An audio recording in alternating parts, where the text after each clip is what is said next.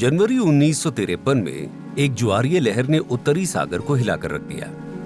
Titanic लहरों ने Dutch समुद्र तट पर बाढ़ ला दी, जिससे लगभग 2000 लोग मारे गए। 54 साल बाद इसी तरह के तूफान से इस क्षेत्र पर खतरा मंडराया, लेकिन इस बार नेदरलैंड्स तैयार था। जैसे ही पानी बढ़ा, अत्याधुनिक कंप्यूटर सेंसर ने इमरजेंसी प्रोटोकॉल सक्रिय कर दिए। अगले 30 मिनट में 240 मीटर स्टील हथियारों की एक जोड़ी आगे के चैनल की रक्षा करते हुए बंद हो गई।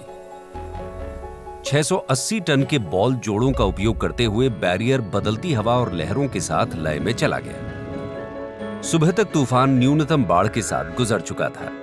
माइसलैंड कैरिंग का पहला फील्ड सक्रियण जबरदस्त सफलता रही थी। ग्रह की सबसे बड़ी मोबाइल संरचनाओं में से एक के रूप में यह तूफान अवरोध मानव इंजीनियरिंग का चमत्कार है। लेकिन माइसलैंड कैरिंग जल नियंत्रण की एक विशाल इंटरलॉकिंग प्रणाली का सिर्फ एक हिस्सा है, जिसे डेल्टा वर्क्स के नाम से जाना जाता है, जो दुनिया में सबसे जटिल बाढ़ रोकथाम परियोजना है। नेदरलैंड का जल प्रबंधन का एक लंबा इतिहास रहा है। ये देश 3 प्रमुख यूरोपीय नदियों के डेल्टा पर स्थित है और इसका लगभग 1/4 क्षेत्र समुद्री तल से नीचे है। ये भूगोल इस क्षेत्र को बाढ़ के प्रति अत्यधिक संवेदनशील बनाता है।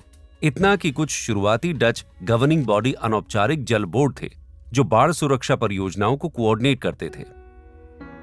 लेकिन 1953 के तूफान के बाद डच सरकार ने और अधिक आधिकारिक उपाय किए। उन्होंने डेल्टा आयोग की स्थापना की और उन्हें पूरे दक्षिण पश्चिमी क्षेत्र की रक्षा करने का काम सौंपा। घनी आबादी वाले शहरों पर ध्यान केंद्रित करते हुए उनका उद्देश्य बाढ़ की वार्षिक बाधाओं को 10,000 में से 1 से कम करना था। औसत तटीय शहर की तुलना में लगभग 100 गुना सुरक्षित। इस ऊंचे लक्ष्य को पूरा करने के लिए दक्षिण पश्चिमी तट पर विभिन्न बुनियादी ढांचा परियोजनाओं की आवश्यकता थी। रक्षा की पहली पंक्ति क्षेत्र में बाढ़ प्रवण मोहल्लों को बांधना था।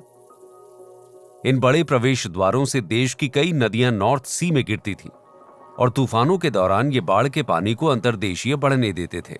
बांधों की एक श्रृंखला का उपयोग कर डेल्टा आयोग ने इनको विशाल झीलों में बदल दिया, जो प्रकृति सुरक्षा और सामुदायिक पार्क के रूप में काम करते हैं। हालांकि ये समाधान न्यूअर वाटरवे के लिए काम नहीं करेगा। स्थानीय शिपिंग इंडस्ट्री के लाइफ ब्लड के रूप में इस मार्ग को सुरक्षित परिस्थितियों में खुला रखना पड़ता था और तूफान के दौरान बैरिकेड लगाना पड़ता था। 1998 में पूर्ण माइसलैंड कैरिंग ने आवश्यक लचीली सुरक्षा प्रदान की।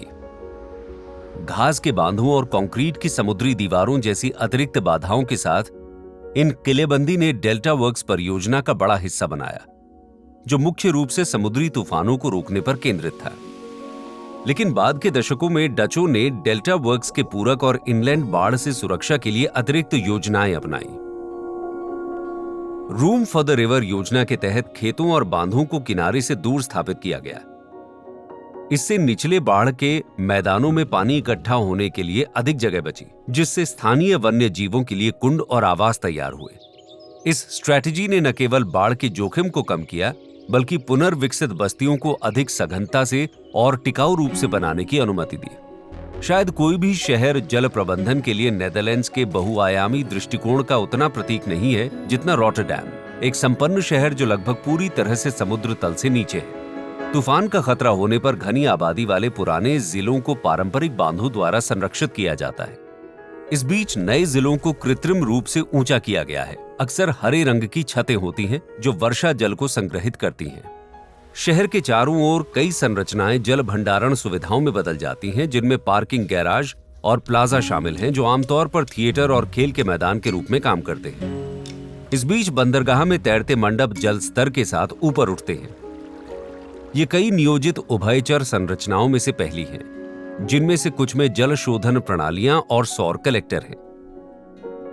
ये रणनीतियां कुछ ऐसी टेक्नोलॉजी और नीतियां हैं जिन्होंने नेदरलैंड्स को जल प्रबंधन में लीडर बना दिया है। देश शहरों को प्राकृतिक आपदाओं के प्रति अधिक लचीला बनाने के लिए नए तरीके खोज रहा है, और जब जलवायु परिवर्तन के कारण समुद्र का स्तर बढ़ने से दुनिया भर के निचले शहरों पर खतरा मंडरा रहा है, नेदरलैंड्स एक असाधारण उदाहरण पेश करता है कि प्रवाह साथ कैसे आगे बढ़ना है। हमारे पास उपकरण और ज्ञान है जो हमें अपने ग्रह की रक्षा के लिए चाहिए। आप और आपका समुदाय हमारे समय के सबसे महत्वपूर्ण मुद्दे में कैसे योगदान दे सकते हैं, और पहले से चल रहे रोमांचक कदमों के बारे में अधिक जानने के लिए ed.ted.com/earthschool पर जाएं।